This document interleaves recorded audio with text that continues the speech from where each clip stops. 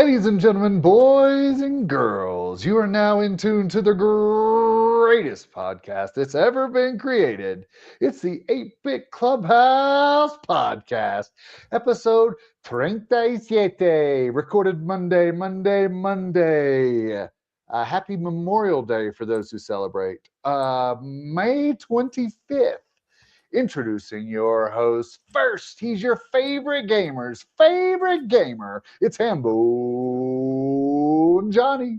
And next up to bat, he's the coolest kid on the playground. It's Kevin L.A., a.k.a. Bob Cousy.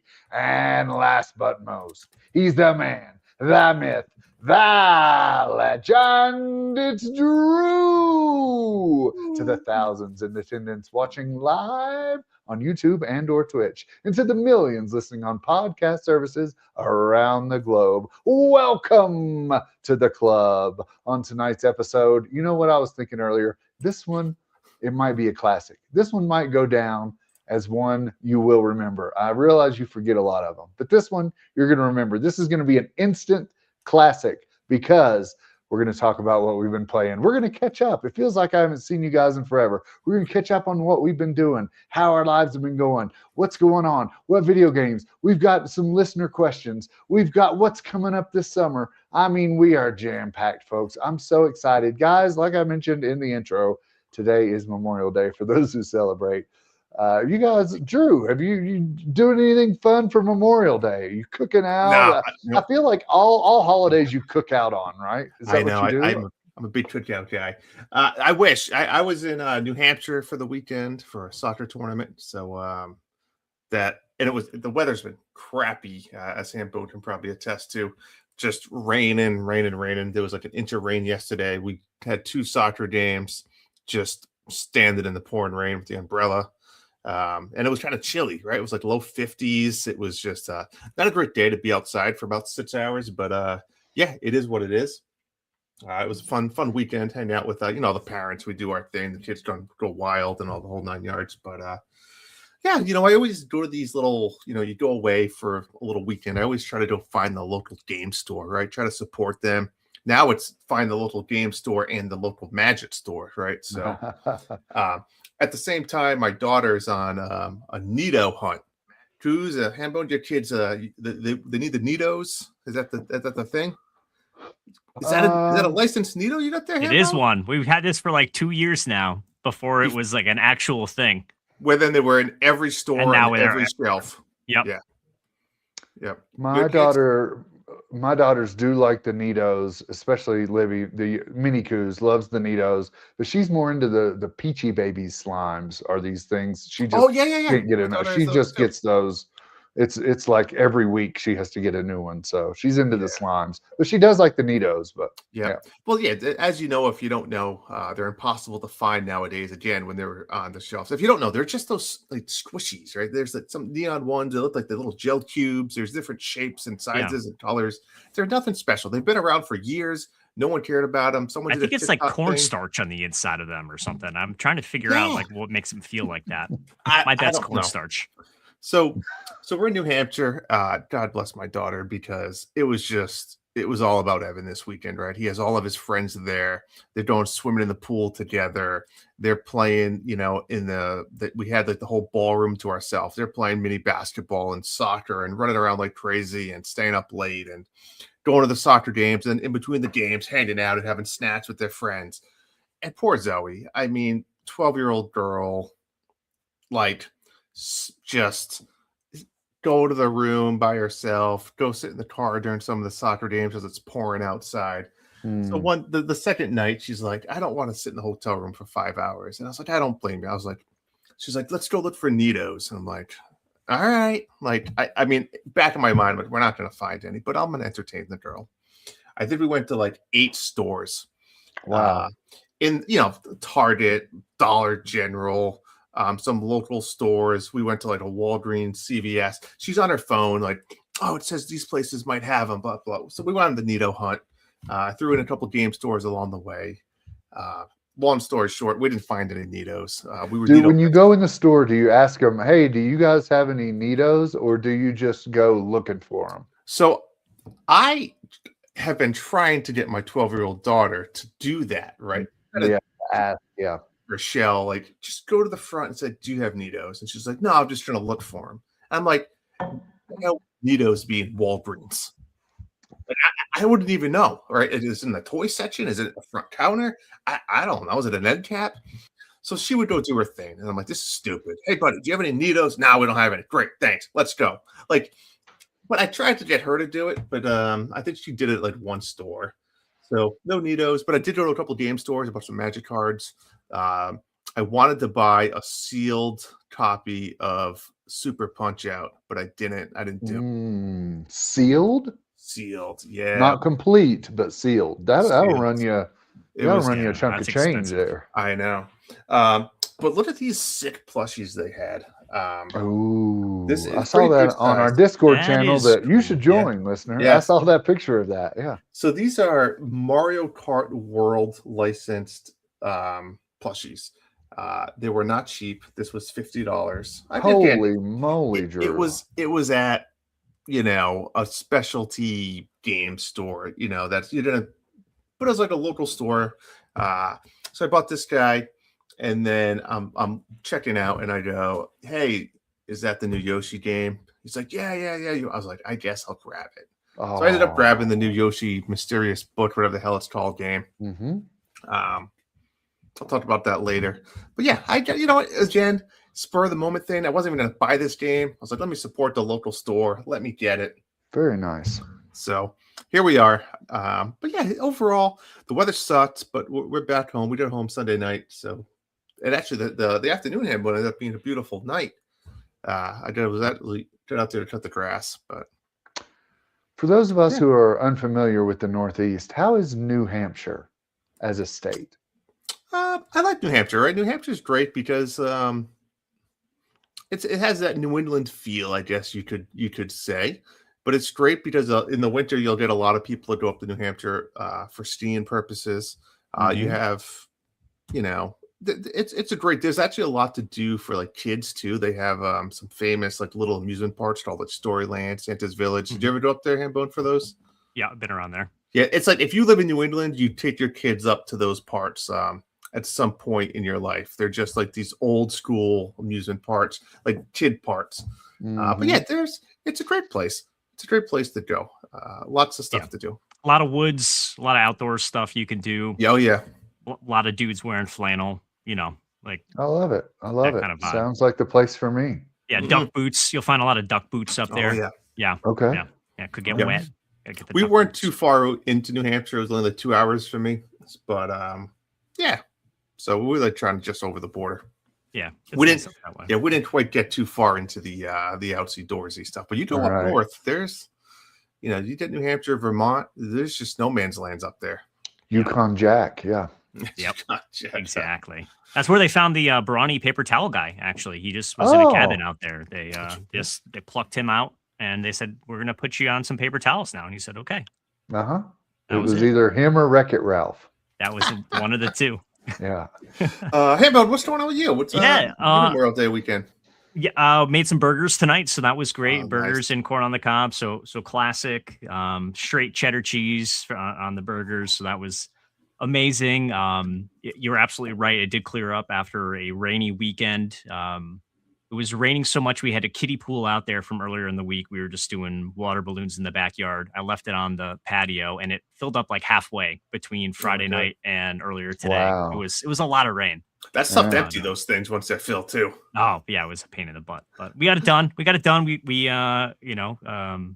mowed the grass and everything, and it was good, man. Yeah, it was. We kind of hung around, didn't venture out too much, but yeah, this whole weekend was a big weekend for Owen. So I think I shared with you guys he's been doing his karate boot camp to like get to that next level of training, and Friday was his big test. After 3 months of going through this very intensive for a 9 or 10-year-old kid training course, yeah, he passed. He crushed it. Nice. So he was really pumped about that, and that's cool. Did a really good job. So I'm proud of him. Yeah. So we got Chick-fil-A Friday night. That was his. He's like, I got to get some of those waffle fries. So we made that happen. And then, yesterday we are actually no Saturday, well, a long weekend. Saturday we got up and went out and bought the kid a new bed. So he needed a new bed, and there we go. And then yesterday I put that sucker together. Great thing to do during the rain. It came the next day. It was incredible. It was one of those beds in a box. So beds in a box. Yeah, it's my bed in a box. That's wait, mattress and all, or just the bed frame and mattress? Wow, yeah, frame and mattress. It came. Yeah, they said these are so popular there might be a delay, and I said, all right, well, we don't need it like tomorrow. And that's we turn around and the lady's like, hey, actually, it'll be there tomorrow. I'm like, oh, well, so much for a delay, but yeah, that was great. That was good, and finally got outside to check out the scene, check out our eggs. And I was out there earlier this week. If you recall the last podcast, there was a nest in a bush with like 3 or 4 eggs in there. Went out there Friday night. One of the eggs somehow had fallen out of the nest. And I was assuming it was due to like the anger bird flying out of there. Every time we'd walk out of the door, she would like ferociously fly out of the nest. Maybe she knocked one out. But I don't know. Because I went there today. All the eggs are gone. Oh. All the eggs are gone. No. So they're not on the ground cracked. They're just mysteriously disappeared. Eaten. Robbin the egg. So what's climbing up like a 3-foot bush to eat some eggs? I don't know. Black snake. What eats Robbin? You think egg? A black snake would go up that? Yeah. I mean, let's ask Google. What they can definitely climb that. We have raccoons, squirrels, chipmunks, as well as other birds like blue jays, crows, ravens, and magpies. We have all those things there. Not sure we have magpies, but I'm not sure I know what a magpie is. Bend over and I'll show you. Yeah. Oh well, Drew, I was so excited to see your little baby birds that you shared. So I was like, oh man, I can't wait to share my baby bird pictures. Yep. No dream is smashed. For you. I went and checked out them again today. I'll have to send you a new picture. They've got some more feathers now. They were sleeping. The other night I went out there, took Doomber out, I had the flashlight, and same thing. Every time you go out near it, it just butts out of there, flies into the woods, right? So I go out there. I'm just, Doomber's doing his business. The poor dog, pitch black. I always bring the flashlight, end up just like shining it around. I'm looking at like the trees and stuff. Like, oh wait, I brought it up for the dog. But anyways, I shine it up at the nest. And the bastard's in there, and he's looking at me, and he didn't fly away. And I was like, now that the babies are here, it's like she probably is holding her ground. So, yeah. But sad to hear, Hambone. I was bummed. If you want, you can come borrow some. No. I took the nest and I chucked it, so that was it. Yeah. I've got some too. I've got the only trees in my neighborhood, so all the birds hang out at my house. I've got the feeder on the window. I'm the bird guy, but I've got a couple nests as well hanging around, and I've got one that's a pigeon nest that I can like walk up on and look at. So anxious. I've never seen baby pigeons up close. See what happens. Yeah, do you have eggs in there or no? Yeah, eggs. You gotta post this. We could have a bird channel. Hey, we can add the bird channel. That's no issues at all, man. So, Coos, elephant in the room. You're obviously not in your normal studio. What's going on? Mm-hmm. So last week my wife was out of town. She went to San Francisco and Chicago for a wedding and work and business and pleasure. I stayed at home with the kids, and I went full spring clean mode. If you can imagine it, I did it. I'm talking about, I changed out the outside lighting, exterior illumination guy right here. I planted flowers, everything in the yard that you can possibly think of. I did sprinklers, everything, all the things. Did you do windowsills? Because that's my least favorite of everything. What do you mean windowsills? Well, like I don't know how it is out in Colorado, but New England, you get a lot of muck in the windowsills because of the Four Seasons. And it's just the worst because you can't just get a paper towel and clean them because the windows are like... Yeah, it's like a 3-stage process. It's brutal. Yeah. No muck in the windowsills here. No, that's not a Colorado thing. Okay, so let me really ask then, side question for you and Hambone. Do you guys like take your screens out for the winter, or do you just leave them in year round? I leave them in. Me I too. leave them in, but I need to take them out and clean. That was on my to-do. That was the one thing. I got 3 things on Called my you out to-do on list it, that I yeah. didn't get, and that was it. Yep. It's the worst one. That's the worst job. Yep. Yeah, it's terrible. But yeah, I mean, I painted inside. I cleaned the garage. I went to the thrift store. Oh, here's a good story for you. So I went to the same thrift store that I do Okay. Coos in the Wild at, right? Packed up the car with a boatload of stuff, including the old dog stroller that they ripped a hole in. If you recall the last episode, Coos in the Wild, I bought a dog stroller from the thrift store. So I took the old one to donate it to them. Okay. They take everything out of the car except for that dog stroller. And I'm like, hey guys, you missed something here. Take this. They're like, no, we don't take those. And I was like, oh, okay. I just So bought then one. like halfway home, I'm like, wait a minute, that's where I bought the new one. What do you mean you don't take them? That's where I got it. So maybe they thought it was a kid stroller because those things have regulations the and safety, stuff. yeah. But Yeah. that was it took me a minute to catch on, but that was weird. I think you should do an experiment of buy an item, like a $5 item, wait a month, then donate it back and see how much it costs. Like Yeah. Like Like a half-burnt cat Cat candle. And that was good. Don't get rid of that. That was a good one. Yeah.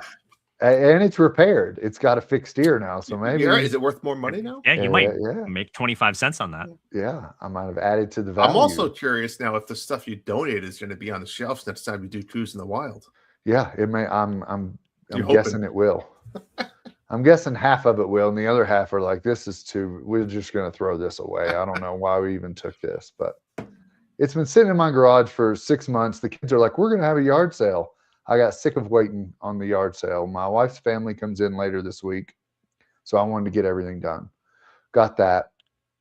Cleaned out the garage, did some painting inside, put up new lamps. I mean, I did the whole thing. Wore myself out.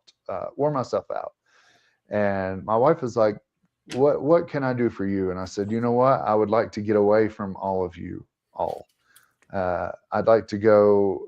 She was like, where do you want to go? The world's your oyster. I said, I'll go somewhere close. Let me just go up to Breckenridge. We have a little timeshare place up here, pools, hot tubs, all that. So I came up here yesterday. I was staying here today and heading back tomorrow. And then her family comes in. But yeah, I've had a good time up here. I played some video games, as we'll talk about. I hit the hot tub.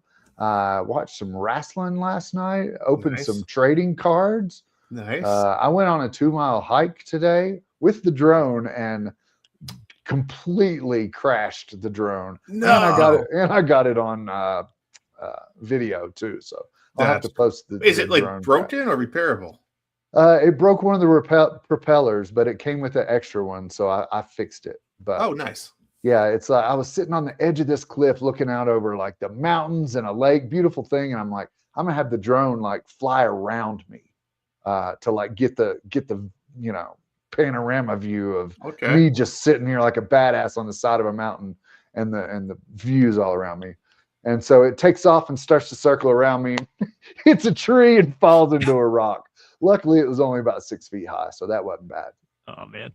But as I'm fumbling around with that, speaking of birds, man, a hummingbird comes up and flies 1.5 feet from my face and stares me right in the eye, man. A hummingbird right in the eye. It's crazy. That's crazy. Yeah. But maybe it was just laughing at me because I crashed a drone. But yeah. So I came back to the spot here and grilled out some brats for myself. Brought a whole pack of brats and good for you. Cooked those up. So yeah, just hanging out, I'm just trying to recharge. I'm trying to re-find myself after the kids in the house last week. So yeah, nice. I'm doing good, but good for you. Yeah. That being said, Drew, let's talk about video games, as this is a video game podcast and not a bird podcast. Yeah. Stay tuned. A lot of bird talk. All right. Yeah, so I've been playing some games. I've been continuing my journey with Boulder Gate 3. We're close. I think we got like only a few more sessions left, Hambone. Wow. I think I'm level 10. ish, 10. Okay. So yeah, we're in the middle You're of cruising. Boulder's Gate. We're cruising. We've done a few things there. I love how just this game, and I've only ever played it this one time, but you can just tell that like how much the choices you made truly impact the game. Like it's crazy to think about all the choices I made. Like, wow, if I did that, that guy would be alive, or that guy wouldn't be alive. Like that guy would be in charge, but that guy wouldn't be in charge. Mhm. I just had a love scene with the Mind Flare. That was interesting. Yeah. Oh yeah. So yeah, it's a fantastic game. What else have I been playing? I've been playing. I'm going to talk about a phone game really quick. It's on Apple, but it might be on Android as well. It's called Poker Mancer, Mancer, Poker Mancer. If you like Balatro, you will love this game. It's almost identical concept where you are making either pairs or two pairs or straights or flushes, and you have these trinkets, which are essentially like a relic, right, that gives you boosts or kickers, they call them. The difference is rather than getting like a poker hand of cards that you're playing, you have like a grid. I believe it's a 4x4 grid. So you have 16 cards and you draw it with your finger, right? So you have to draw the 5 cards. So it's kind of a puzzle game in addition to just having a hand of cards where you have to connect, you know diagonals or up or down or left or right, but you have to connect the 5 cards. And then you have a little bit of energy that resets every turn where you can swap a card or delete a card to kind of make it so you can complete that set. Like I said, there's bosses, just like it's they say it's based off Bellagio. It's a different twist. It adds a puzzle element to it. I recommend it. I've been playing it a decent amount. It's a good toilet game. Good game to have a cup of coffee. You only need one hand. So yeah, it's Poker Mancer. I looked. I don't see it on the Switch or anything, but it actually is perfect for like a phone game since it's touchscreen. But yeah, check it out. Recommend it. I think there's a free trial. I think it was maybe $5 or less. But I would, like I said, try the free trial. You play the first like 4 levels, fight the first boss, and then you can decide if you want to keep going. I went ahead and I purchased the Mario Wonder Bella Bell Park DLC expansion. And I know As you should have, Drew. As you should have. I will, and I want to talk about it a little bit. Is it 2-player? Local? It is local 2-player, right? So we talked about when we went to PAX East, we talked about the co-op stuff. We didn't even really touch that, so I won't get into that. But I do want to talk about the single-player campaign a little bit and what it adds in case you're interested for the $20 value. So the wife and I played the entire game together. And as Cruz mentioned earlier a little bit, you essentially can go back. You have to go back to each world and you fight one of the Kooplins, right? So you have 7 boss battles. There's like a level that you play, then you fight them at the end. And they're fun boss battles, I will say. For Mario, they're all kind of unique. They're fun boss battles. You do all those. Then there's also what they called training stages. And the training stages, there's a total of 60 of them. And they might be beat the level without collecting coins, or beat the level without getting touched by enemies, or beat the level in 30 seconds, or whatever it might be. And there's 60 of those. And then the last like 7 of those, you have to fight the Kooplins again, which you don't play the level. You just fight the boss battles. But they're like mega or something, right, Cruz? And they're a little bit harder. Those are quite challenging. It took us a while, but we beat all of them. And then as you do these things, you get like a badge. They give like this little badge book or whatever, and there's like 8 badges for the whole DLC you can collect. I collected all the badges. I did all the badges you could possibly get. But now I want to talk to you, Cruz, because did you do all the badges as well? Yep. And then it unlocks like another version of the Kooplins. I was like, and it opens up even more training. I'm like, I'm done. Yeah. I didn't even. That's when I quit too. It overstayed its welcome at that point, I guess, is what my point is. Let me ask you this now, since this is the issue I had with that. Do you consider that you 100%ed it? I don't know, because I don't know what else there is, but I collected all the instruments. I rolled credits. You actually can roll credits. But there's like still emojis. Those extra challenges now There that is, we but there's haven't also done. that badge book, and it's. I mean, in my eyes, there should be an empty slot for that badge, and there isn't. Hambone Johnny, what do you think? You wouldn't platinum trophy that. I'll tell you right now. Yeah, I think you finished it, but I don't think you 100%ed it. I agree. That's okay with me. There's no platinum trophy, so I'm okay with that. Yeah, that second round, it'll basically the third round of bosses. You have to fight them small. You don't get any power ups. You have to be small Mario, and you basically can't get hit. You can't die. So. And it's the same as the second battle, I'm assuming. I don't know. I never tried it. I just read it, and it said you must fight this as tiny person Mario. And it was fun. Like I said, I enjoyed it the second time through. It said that, Hambone. The time. Exactly.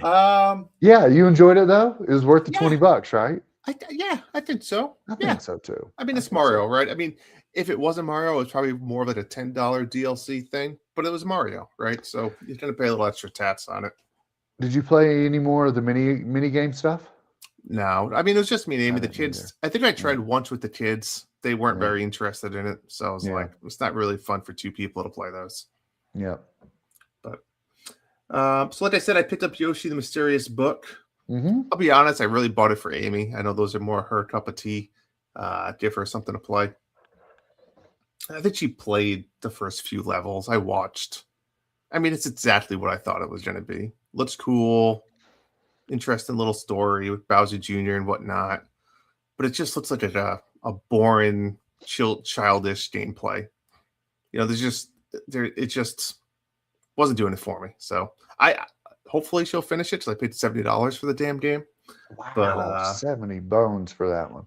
I know it is a lot. So we'll see. Yeah, I don't know who that game's geared for because I don't know either. My kids haven't mentioned it. It must be like younger kids. I'm not sure. Yeah, I don't know either. Has either of you seen any reviews on it? High 70s on the aggregators the last time I looked. That's not terrible. Kind of where I thought it would be. Yeah, I mean, it looks like it's quality. It's just it is. It's well polished. It just doesn't look interesting. Yeah. Yeah, there's not really combat. You can't die. You're just fluttering around. Yeah, it looks odd. I love the art fluttering style. around. Yeah. Does Yoshi do that noise when he does the flutter? Yeah. The other cool thing is you can be all the different colored Yoshis, which I thought was fun. Oh wow, yeah, that's obviously brings it up to a $70 price tag just for that alone. Yeah, paid $10 for that.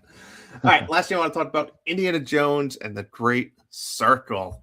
Hambone, I've been playing it. Not super far, I'm not, but it's a great game, right? So it's a first-person game. If you don't know, I'm going to say this right now, Coos. I think this is the Coos game.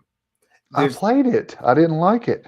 Really? How? Because there's not a lot of combat, at least so far. It's more puzzle driven. I would admit in the beginning it was a little hard to catch on to maybe some of the controls and the menus, and like it doesn't really tell you exactly where to go. And there's a lot of places you can go that aren't the right places. Like they almost over-designed the game. Like I don't need to be searching the Vatican and all these little nooks and crannies where it's just I don't even need to be there. And maybe you find a hidden note or a hidden relic or something. But all right. So overall, though, no spoilers. I know semi-new in the Switch. Hambone, I am at the part where I just found out what the Great Circle is, and I'm on the blimp. I just got on the blimp. If I had to guess, so you're moving third way through, maybe. Yeah. Right. Yeah. I mean, I did a couple underground catacombs, which were awesome. I met the girl. She's with me now. I think my only complaint is about the game is like it's not. I think I enjoy the story and the cutscenes more than the gameplay. Like I don't. That's fair. You know what I'm saying? Like I think it's just the gameplay, and maybe because it's a first person. But I mean, I've played like many first person games. I played through the Avatar. The first person stuck. I think I'm getting stuck on. Like it's just not. It's. Not, I mean, it's smooth. The fighting, the combat.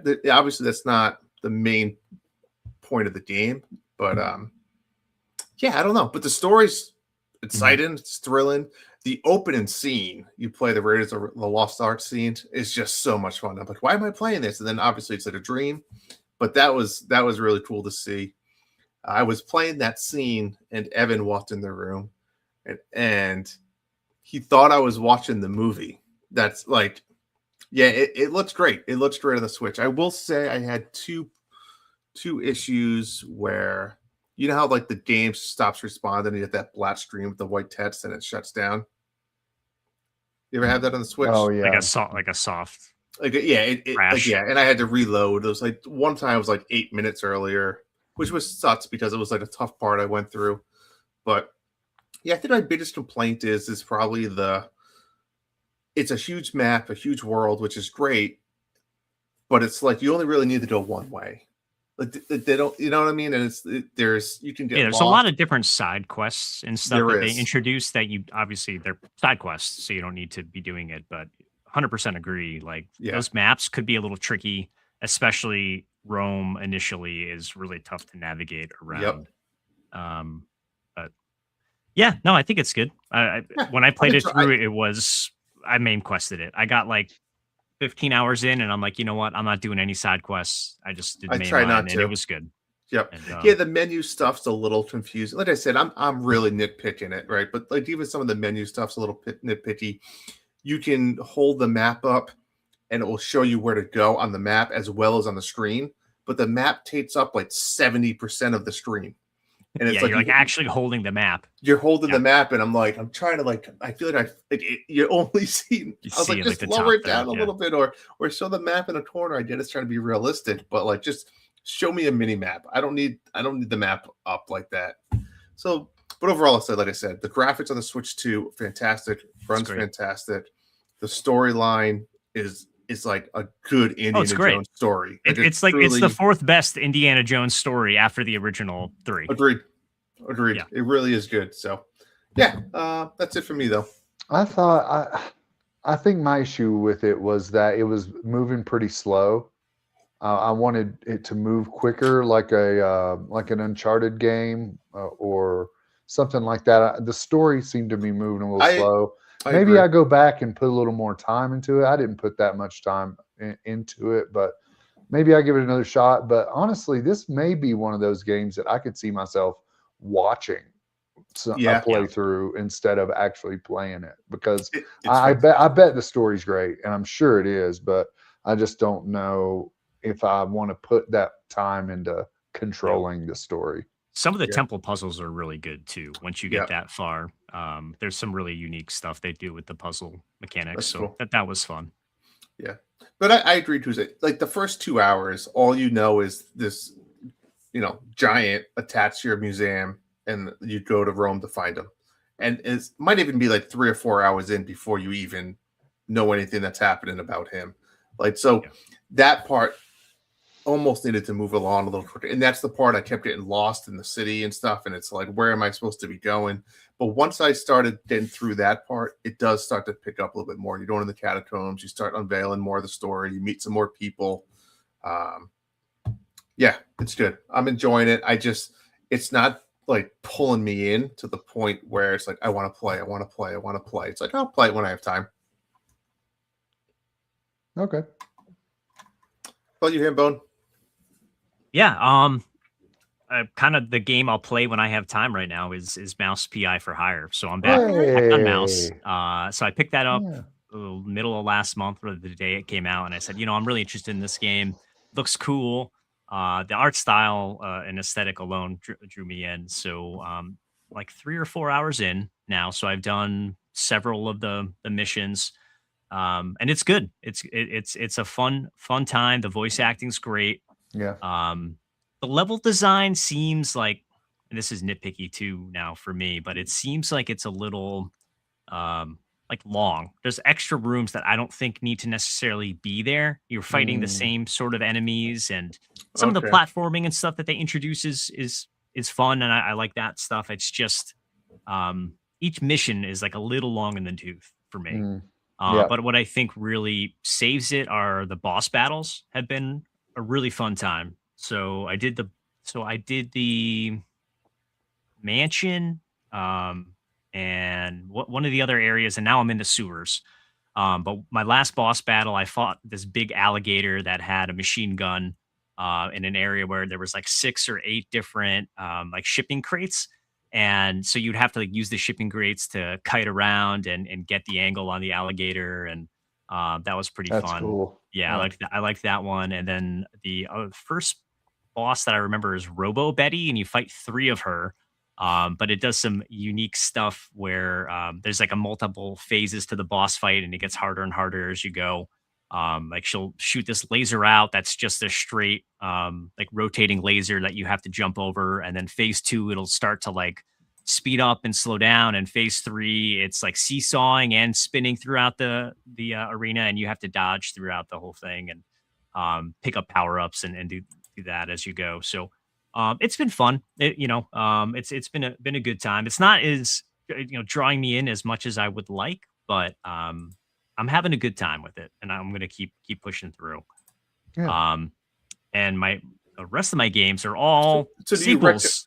do you recommend it, Hambone, or If you like first person shooters, I would say go and like play Doom over this if you've never played the new Doom. But it's unique. It's unique. If you like that kind of style, it's just there's a lot of game here, like 15 plus hours. So like, you're going to be committed if you want to see it to the end. If you love Balatro, you'll love Pokermancer and Mouse PI for hire. That's it. But yeah, so that's Mouse PI. And all my other games have a 2 in the title. All so right. Hades 2. nice? Done. Platinum trophy. Platinum. I saw it on the PlayStation. I turn on my PlayStation every time Hambone Johnny has platinumed another game. That's it. Great game. I've been talking about it for the last month. So yeah, I went through and did the final few challenges. There's one challenge, the final chaos challenge I had to do. It gives you a random 20 fear, which are those difficulty modifiers that you can't decide what it is. So it gives you a random draw with a random weapon with a random keepsake, and you just have to figure it out. And it took me a couple tries, but I knocked that one out. And then, it was kind of a bunch of RNG to finish out the last couple side quests, but knocked that out. So Hades 2, generational game, amazing. So I finished that off. Generational, better than generational. Hey, Hades. Yes, I think Hades 2. I've come around. I think Hades 2 is the better game compared to Hades 1. Hades will always have a special place in my heart. I love Zagreus the character, but I think you play Hades for the combat and for the game systems, and I think Hades 2 has a leg up on Hades 1 in those departments. All right.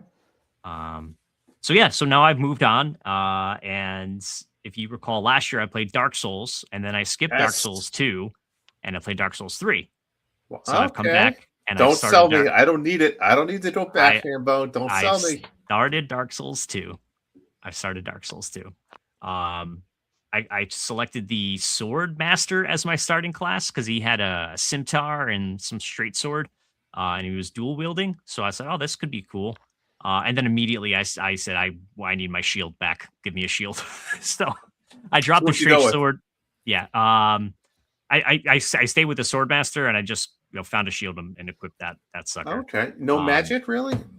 No magic. No magic. At least not yet. I like the magic with my pyromancer. Okay. Yeah, my guy has high dexterity, so I'm gonna try to get a like a rapier or some sort of like quick pointy weapon is my end goal there. Nice. So I've never played this one, completely lost. I played it blind for the first 3 hours and tried to just find my way. Couldn't find the person to give me the Estus flask, so I googled that. She was standing the one direction I didn't try to go. Of course. So I found her. And then I just kept beating my head against this like boss on a pirate ship. And I said, why is he so hard right now? This, am I in the right spot? And of course, nope. I Googled it today. Not in the right spot. I skipped like the first starter area, some forest that I didn't know was there. It was behind like a path that I thought I was down. So hard to find these things. Yeah. So I'm like, you know what? That's fine. So I'm there now. The enemies are a lot easier, but of course there's always one giant enemy that I'm like, I'll just try to fight him. How hard could he be? So I walk up on him. This is the best way I would describe this dude is bipedal Cyclops hippopotamus. Okay. And he just wants to ruin your day. He just wants to ruin your day. I haven't beat him. He's not even a main boss. He's just a field large enemy, and he keeps sitting on me, and so now I've moved on. But I'm having a good time. I'm having a good time with that one. I'm going to keep chipping away at Dark Souls 2. This would be sort of my side seat game for a while, I think. Is it very similar to Dark Souls 1? Yeah, it's very similar. I mean, from a combat flow perspective, for sure. Apparently, they've done some unique stuff with some of like the carry weight, I think, is different.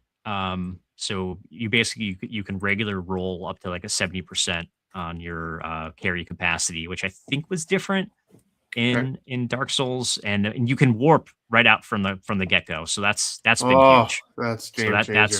That's been really nice. And there's some new stat as well that impacts your invincibility frames as you roll that I haven't figured out yet. So I don't know. One of these days I'm going to sit down and watch like a beginner tip video on YouTube and just try to absorb things. But until then, I'm just having a good time messing around and trying to fight this giant hippopotamus. Nice. So yeah, it's a good time. And then my last game that has a 2 in the title is something that me and the guys downloaded. So I played a little bit with our friend Nick so far. So this is a cool multiplayer third-person over-the-shoulder shooter called Remnant 2. This game came out 3-ish years ago. It's not new, but I found it as I was scrolling games on the PlayStation store, multiplayer games on sale, normally $50. Got it for $12. Nice. And it's a good time. It's a good time. You can party up with 2 other guys, 2 other friends. So a 3-person party. It's got a cool class system. So I am the handler. So I have a dog that I can sick on enemies, and he can attack or he can defend my myself or my squad mates. He can also revive me if I get knocked down. But they have a medic class and like a sharpshooter class and like a melee class, which is pretty cool. And it basically you run these levels. They're procedurally generated. There's going to be some sort of loot everywhere. You go in there, you try to find a boss, you get the loot, get out. I would describe it as like a little bit more structured, not necessarily Helldivers, but it kind of feels like a Helldivers type of game. It's fun. It's a fun shooter, low stakes. It's really fun multiplayer. I would definitely recommend this. Nice. The story is like a sci-fi nonsense. Humans found these red rocks, and Americans needed to research these red rocks before the Soviets, and they opened a portal to some other dimension, and it basically destroyed the Earth because it brought in a bunch of aliens, and now you're trying to fix stuff, I guess. And then now you shoot things. So that's how you fix things. It's like one of those games. But it's fun. It's fun. For $12, I would definitely recommend. So if you're interested, it's on sale for the next 3 or 4 days. Yeah, that's what I've been playing. Is it local or just online? Just online. Okay. Yeah, just online. Yeah, I've heard of that game. It's been out a minute, hasn't it? A while. Yeah, I played the first one on Switch like a while back. Yeah, 2023. It's it. Yep. Yeah, it's fun. Yeah, it's a good time. Kind of turn your brain off and explore and shoot some stuff. Yeah. Nice. Yeah. How about you, Coos? Well, guys, I've been slacking on coffee golf. I pick it up like once every 3 days. Once I lost the streak, I fell off. I'm still playing, but it's the same thing. Nothing. Yeah. It was great. I'm not going to take anything away from it, but it's not repetitive. Yeah. Yeah. If you don't know, I'm a big fan of Nintendo Dad Tim. He's a big supporter of the show. I went out and bought a Detroit Tigers baseball t-shirt just because Tim's the man.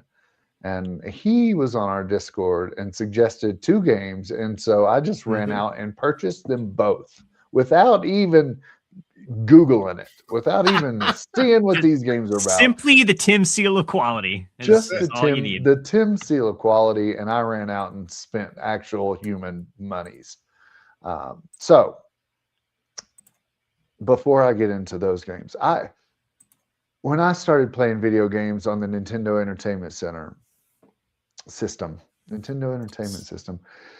you'd put the game in and you'd go and you'd get to a point and you'd die and then you'd start over and you'd go a little bit further. You'd learn from your death, right? And then you'd go a little bit further, like Mario. You'd get to Bowser, you die, then you'd know next time I get to Bowser, I'm not going to make that mistake. And then you live a little longer. You progress through the game by learning from your mistakes. Somewhere along the way, I feel like video games have lost that element. I don't know if that was Super Nintendo or further down the line, but once they started having save spots and continues and unlimited lives, it just kind of ruined the aspect of learning from your mistakes and going forward. That brings me to the first game, Dark Souls. Dark Souls. Yeah, that Dark Souls is it, right? You do that in Dark Souls, right? Yeah, I haven't played yeah. it, but yeah, you learn from your mistakes. Sorry. This game is called Sectori. Like I said, mentioned by Tim, and it is our good friend Rizzle is playing it and hooked on it. So it's a twin stick shooter. It's got really thumpy music, very boot, boot, boot, boot, bass heavy, like techno kind of music. There's a lot going on. There's a ton going on. And it's confusing actually for me, but it has that element of, okay, you play it through once and you're like, oh, I kind of get it. And then you go in the next time and you're like, oh, now I learned a little bit more. And you progress that way. You get your ass handed to you repeatedly, no matter how much you learn. But you still learn a little bit from each run. I don't know if it has like a roguelike element to it, to where things can carry over to the next run. I haven't got that far. I don't think it does, murdered. from what I've heard. Yeah, I get murdered a lot in that game. I did beat a boss once. But maybe you start out in each run brand new, like a new ship, learning his way through the universe. But it's too hectic for me. I need a little more chill game. I like good, slow moving diving games. And a little slower movement. This one, it reminds me a lot of the game Thumper. I don't know if you guys have ever played that, or it was on PlayStation VR, but just the music and the rhythm and the colors, very bright and shiny and flashy and neon and black and intense. The game's intense. Rizzle loves it. Tim loves it. I don't think it's a game for me. So that brings me to Black Jacket, the other game that Tim recommended.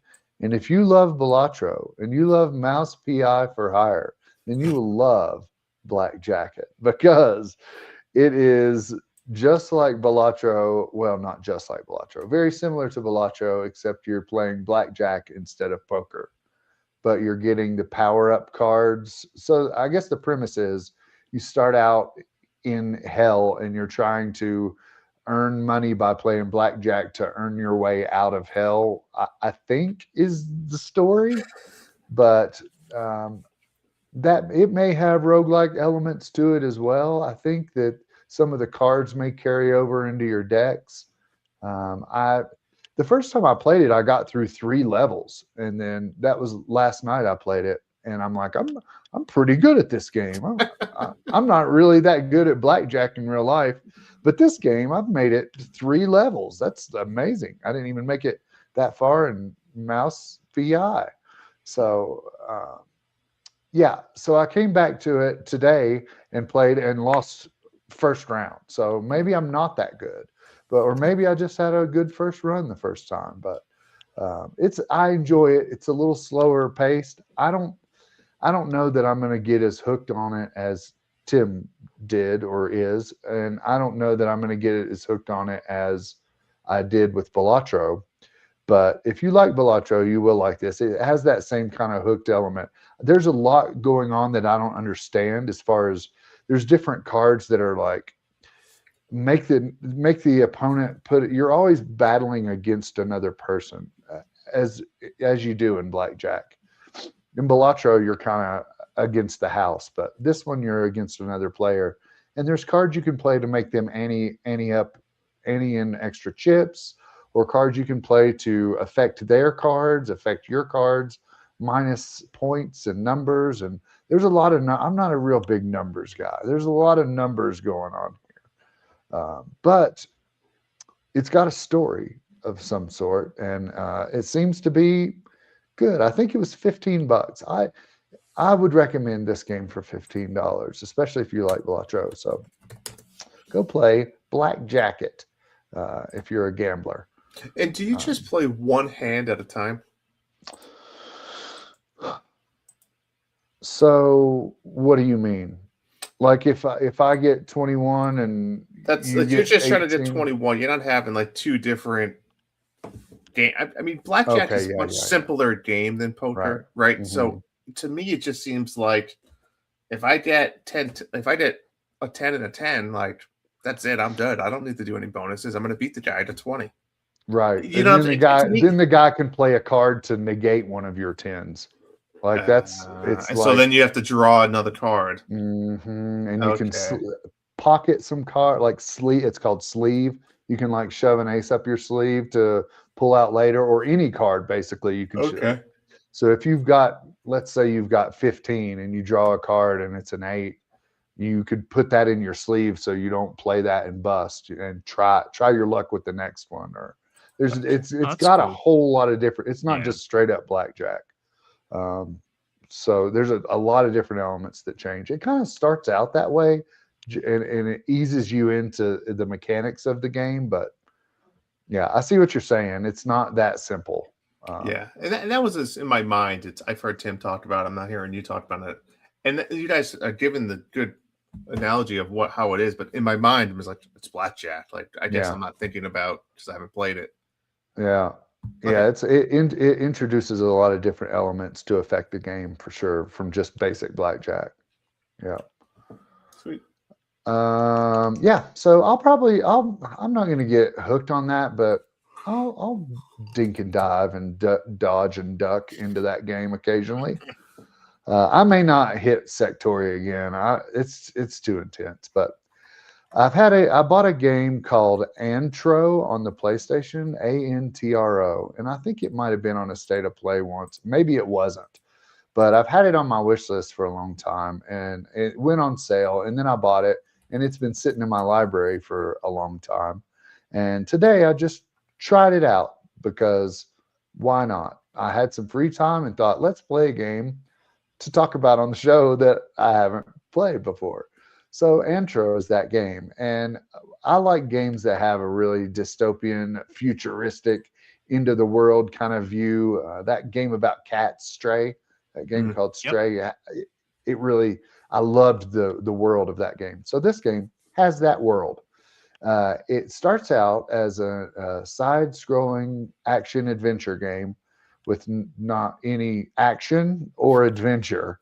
So you're just kind of side-scrolling. And what's good about this, you'll like this, Hambone, within 30 seconds of walking sideways, I earned 5 trophies. So I'm like, okay, now you've hooked me. Now you good, Hambone. Game of the year. I'm in. Intro. So I played it for about an hour before we started tonight. Well, about one stage. So the side-scrolling action adventure without action or adventure in a dystopian world. You're a guy with headphones, and some guy tells you to get a package.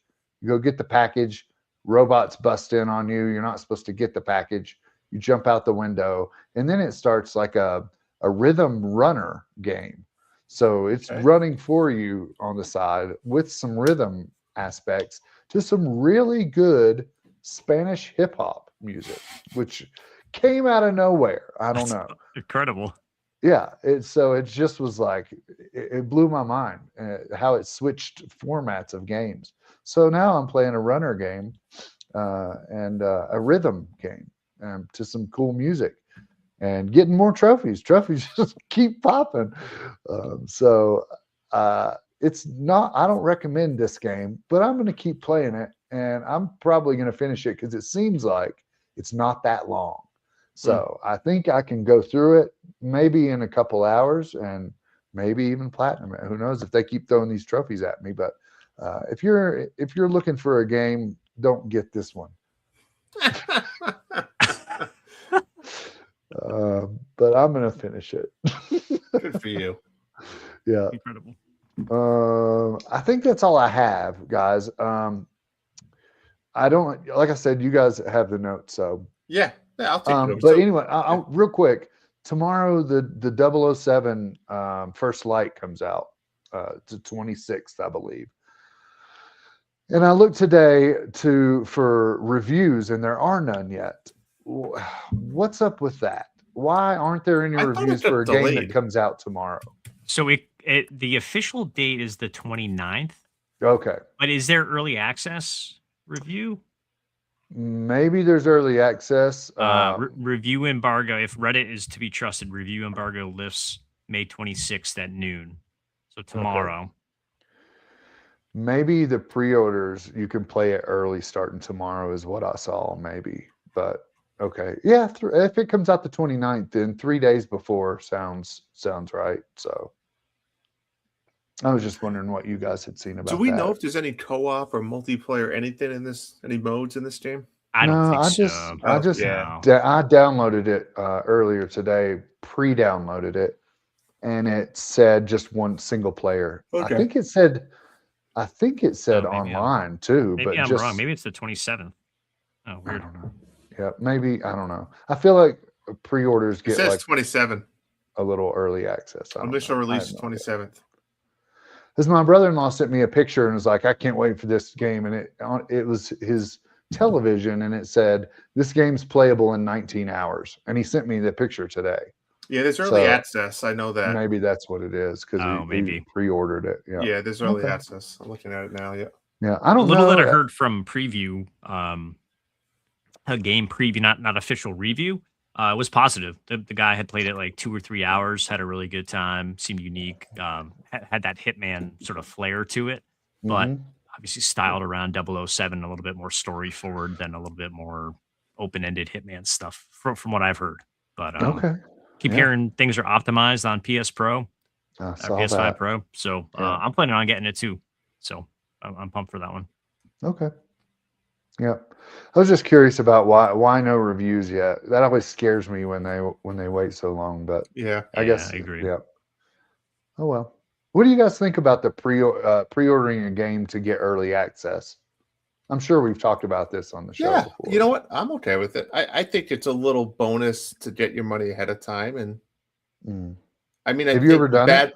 The bad part, yes. I can't think of a game off the top of my head, but I have. I think it might have been a Dragon Quest game did it a while back. But I think the only bad part is, to your point too, is there's no reviews yet, right? So they're locking in your money, and you don't know anything yet. That's the only downside that I can think of it. But if it's a game that you're going to get regardless, I don't know, why not get it a couple days early? Yeah. Yeah, if I'm super excited for it, I'd pay the extra amount. But I do like what a lot of games say, hey, here's the early access package where you get 2 or 3 days early access, and like the first DLC is included or something like that.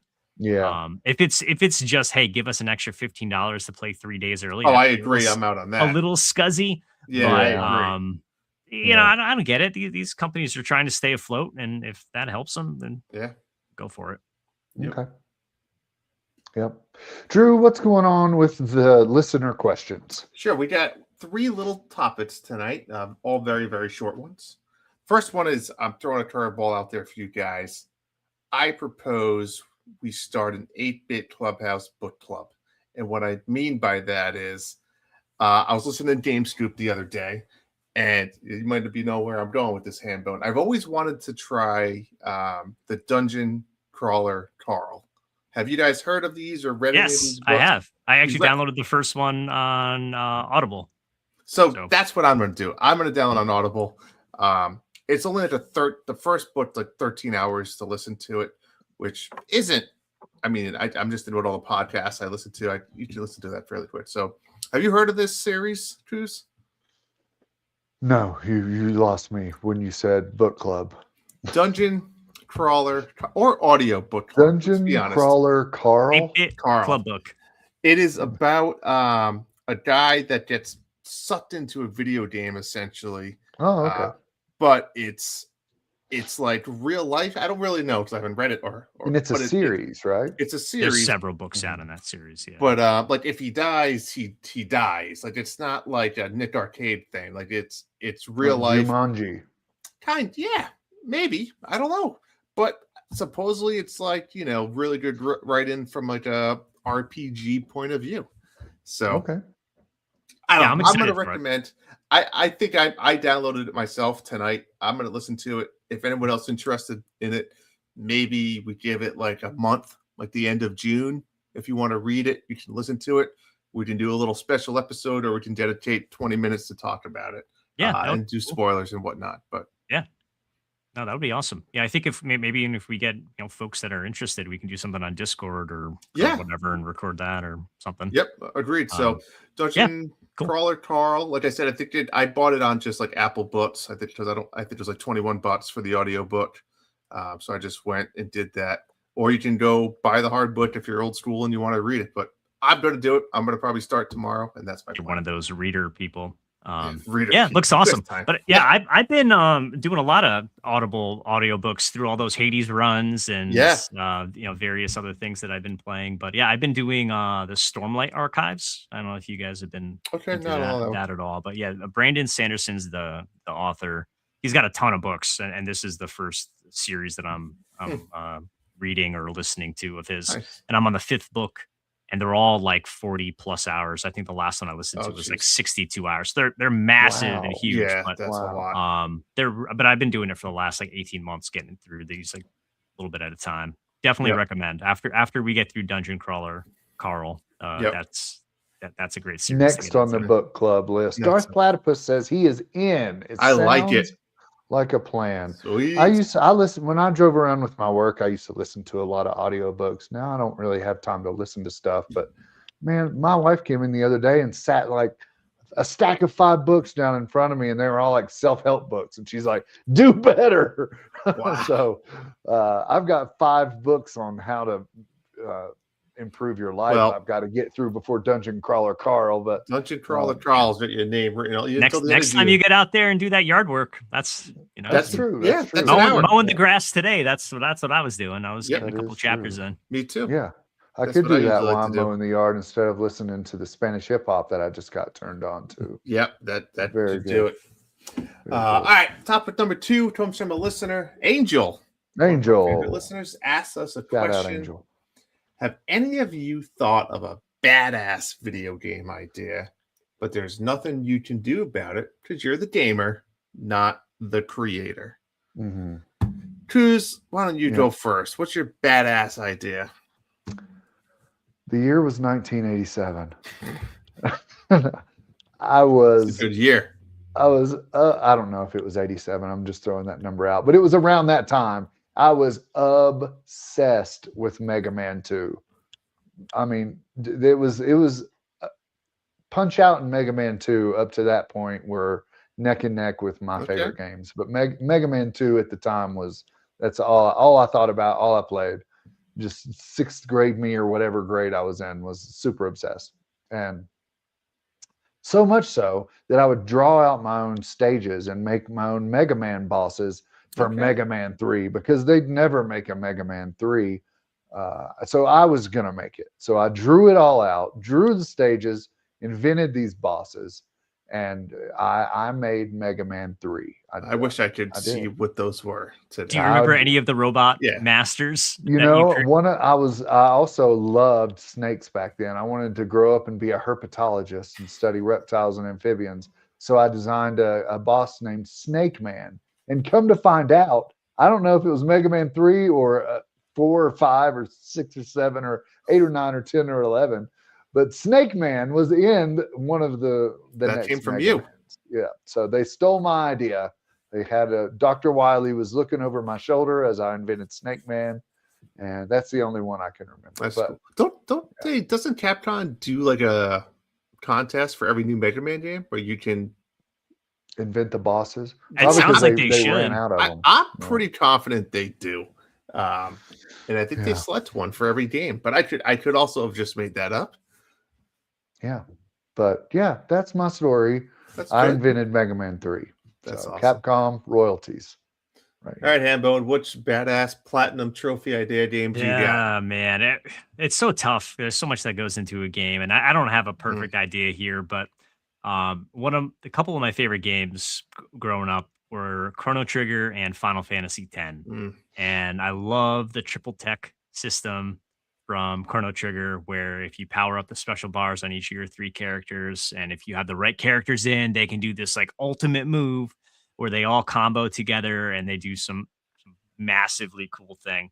So I wanted to do something that had like that system, but then layer in the way that they treat turn-based combat in Final Fantasy X, where you can like see who's next, and it's more of like that sort of order around like that sort of like more fantasy Final Fantasy type world. So not the craziest idea. There's just systems out there that I'd love to see implemented in unique ways that I'd love to do. Nice. Drew, what is your idea? Mine is, I think I prefer this game to be on the mobile, but I'm okay if it's on the Switch. But I want a Nintendo branded tower defense game. That's it. That's all I need. Like, think of like you have the Mario maps, right? Mario 3, like the maps, it makes itself. Just give me the tower defense portion of it with the little Kooplins coming down and your little mushroom blasters, whatever the hell else you got. But yeah, I think it could be fun and fantastic. I mean, the Mario themselves, all the different worlds, you could just easy peasy. That does sound like a lot of fun. It would be It fun. does. What are the Mario and Rabbids games? Those aren't tower defense, are they? No, those are called, what are they called? Tactics? Kind of. Tactics. Yeah. The grid tactics. Yep. So there you go. You may be onto something, Drew. Yeah, that's Nintendo's next game. Instead, they're creating some Instagram WarioWare game. But hey, that's probably going to make more money than my idea. So, all right. Thank you, Angel. Great question. Yep. Everyone else can always submit questions to us. We'll be happy to take them and answer them live like this. But one last little thing we want to clean up before we go is Hambone. We got some stuff coming up. What do we got coming up? We got some fun gaming news coming up, right? So this is like the old E3 season is upon us, but E3 is gone. So we have a smattering of random events occurring between now and the next time we podcast. So June 2nd is the PlayStation State of Play. They already said that Wolverine is going to be shown here and highlighted. They're booking out Alamo draft houses, which I guess you guys have those. We don't. We don't. But a quick Google told me that was a movie theater. Is there anything unique about those? Yeah, I never know. They were like the first ones to do serve food in a theater, I think. That's the draft house. They were one of their No, back in the day, I went to an E3 at a movie theater, a PlayStation one, and they gave out little freebies and stuff. So if you have a chance to go, it seems cool to the Alamo movie theater to watch this, I suggest doing it. It's fun. You're in a room with a bunch of other fans and nerds. The nerds. So you'll hear everybody cheer and whatever. So it's a good time. I'd suggest doing it if you get the chance. Absolutely. Unfortunately, the closest one I think for us is New York, and I don't know if I'm going to make that trip. Not worth it. I would have came down and visited you, Hambone, though, if there was near us. Yeah, that would be a fun little excursion. And then we've got June 5th is the Summer Games Fest. So this is the Jeff Keighley show. He's on the stage in LA somewhere showing some stuff. So that should be fun. And then Xbox's showcase is June 7th. So they usually show several games there of their own. So I'm hoping we can see some Fable. That would be awesome. Then they've already announced every year they do it. I think last year was, I'm blanking on last year's game that they did, but I know they've done Starfield in the past. They've done some other games, but this year their spotlight focus is on Gears of War, that new E-Day game that's coming out. So that should be pretty cool. Will we see Lord of the Rings at the State of Play? I think there's a chance to see that at Summer Games Fest. Okay, I do. Sure. I think if it's going to show, published. No, it's not. It could be third. It could be third. Well, but it's all about PlayStation. It's very PlayStation centric. Like if we get Final Fan, like the one thing I'm hoping to see at PlayStation is the part 3 to Final Fantasy remake. So that would be awesome. But yeah, I think the news about was a Warhorse that does the Kingdom Come Deliverance. So they announced this week or two ago that they're working on the 3rd entry on that series, and also some open world RPG Lord of the Rings game that looks pretty cool. Ooh. So neat stuff. It's but yeah, sucked back to the PlayStation like Arc Raiders. I need to suck back in. Is there anything that you guys are hoping to see or wishful or anything like that? I mean, I'd love to. Nintendo's got to announce something, right? I think they have to have something soon. Yeah. I'm looking forward to that. I'm looking forward to the state of play. Wolverine, I love the Spider-Man games. The Wolverine game just looks a little too gory for me. Yeah. There's a lot of blood in that. So I don't know if I'm going to play that just because I need more underwater swimming games. And, but yeah, I mean, all the new announcements. I'd love to find a way to be able to do some kind of watch party and live stream it with you guys, or on Discord, or with our listeners, or I don't know how to work any of that, but I think that'd be cool. But I love video game announcements. It's like Christmas, right? Yeah. Yeah, it is. So yeah, we should figure something out in Discord. I think if nothing else, we can. Didn't they just come out with a new underwater game there too? Subnautica 2. Yeah, I thought you played the first one. Yeah, I didn't like the first one. I don't want to fight to survive. Listen, I want to just wants the fish. He wants to take pictures of the fish. Yes. What was that Wii game? That one? Ocean. Yeah. Endless Ocean. Endless Ocean. Yeah. Goaty. Yeah. All right. So here's something. So I also hope that Nintendo has some sort of direct announcement or whatnot. But did you guys see? Maybe it was mistranslation or something. But I thought I heard that they're taking a little bit of a different tack to some of their game announcements going forward, and that we're going to see less directs and more of these little like quick hitter videos through the Nintendo Today app and stuff like that to announce.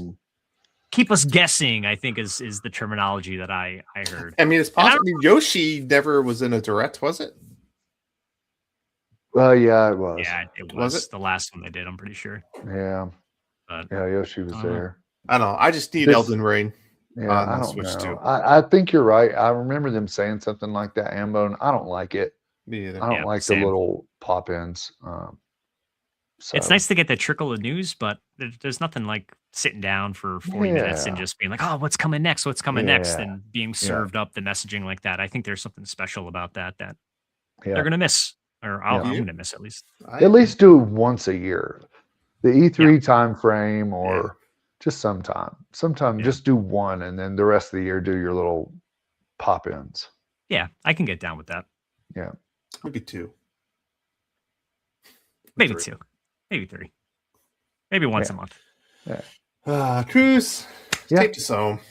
Is that it? Is that all we have? That's all we got. I feel like I had something else. Oh, do you want to talk about Survivor? Has everyone watched it? Did you watch it, Hambone? I've not. I'm halfway through. We won't talk about it. We won't talk about it then. Sorry. All right. Well, thank you all for joining us this evening, as I'm at my home away from home, and these gentlemen were kind enough to join us, and here we are. And thank you for watching / listening. If you're not on our Discord, please join our Discord, where we have more information on things happening, and you can ask questions like Angel did, and we can answer it on the show. And maybe we live stream some kind of viewing of faux E3 information and all kinds of fun stuff. I'm going to post the video of where I crashed my drone. It's slightly humorous. So yeah, all kinds of good stuff on Discord. Follow us on Instagram and YouTube as well. Instagram, I've been slacking on. YouTube, shout out to our new YouTube follower who followed me from eBay. So that whole connection was crazy. But yeah, thank you, sir. I forget your name right off the bat. I'll do better. But you're amazing, and I'm a big fan of yours. But I believe that's going to do it for tonight's episode. It's so funny because we get to the end and I start saying goodbye and follow us on these things, and the viewer number goes up. They're like, oh, good. Now they're wrapping it up. Let's see what else is happening. That's for Who they'll last. pass it on to. Yeah. So thank you all for watching / listening. And we every Monday, we're either streaming this podcast or streaming some hot video game action. So tune in right here. You found the spot. Keep tuning into this spot right here, wherever you're listening or watching. And we'll be here every Monday around 8:30-ish Eastern time. If you're not in Eastern time, do the math. Thanks again. And we will catch you next time in the club.